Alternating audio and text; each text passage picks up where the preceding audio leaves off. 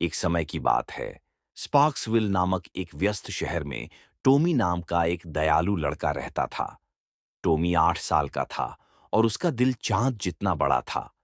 वह अपनी दादी के साथ मैपल स्ट्रीट के अंत में एक आरामदायक छोटे से घर में रहता था।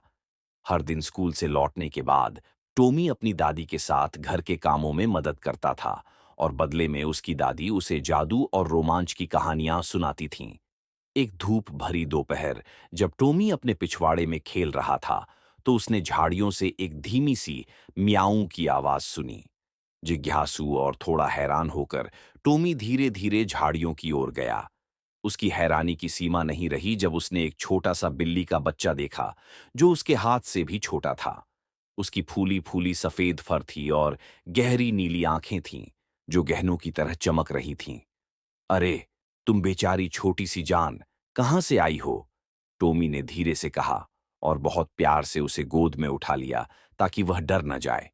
उसने उस नन्ही सी जान को अपनी बाहों में समेट लिया और उसके दिल में एक गर्माहट सी महसूस हुई।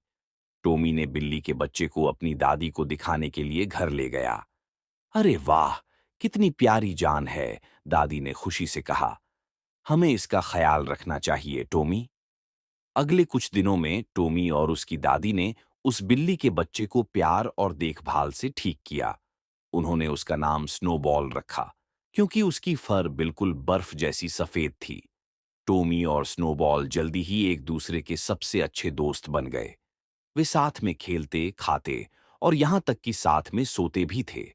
स्नोबॉल हर जगह टोमी के पीछे पीछे चलती थी, जैसे उसकी परछाई हो। टोमी स्नोबॉल से अपने हर सपने, अपनी चॉकलेट केक की पसंद और यहां तक कि अपने डर भी बांटता था। स्नोबॉल अपनी हल्की गुनगुनाहट और नर्म धक्कों से जैसे सब कुछ समझती थी। एक ठंडी शाम, जब स्पार्क्सविल में बर्फीला तूफान आया, टोमी स्नोबॉल के साथ आग के पास सिमटा हुआ था। तभी उसने दरवाजे पर हल्की खरोंच की आवाज सुनी। दरवाजा खोलने पर उसने एक चिंतित दिखने वाली महिला को देखा। माफ कीजिए, क्या आपने एक छोटी सफेद बिल्ली देखी है? उसका नाम लिली है, महिला ने घबराए हुए पूछा। टोमी का दिल थोड़ा भारी हो गया। मुझे लगता है मैंने उसे ढूंढ लिया है, टोमी ने धीमी आवाज में कहा, जिसमें खुशी और थोड़ी उदासी भी थी। महिला के चेहरे पर राहत की चमक आ गई जब उसने स्नोबॉल, या कहें लिली, को पहचान लिया।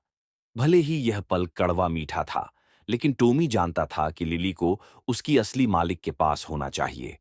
आंसुओं के साथ टोमी ने उस प्यारी सी बिल्ली को सौंप दिया। महिला ने टोमी और उसकी दादी का धन्यवाद किया और वादा किया कि वह अक्सर मिलने आएगी।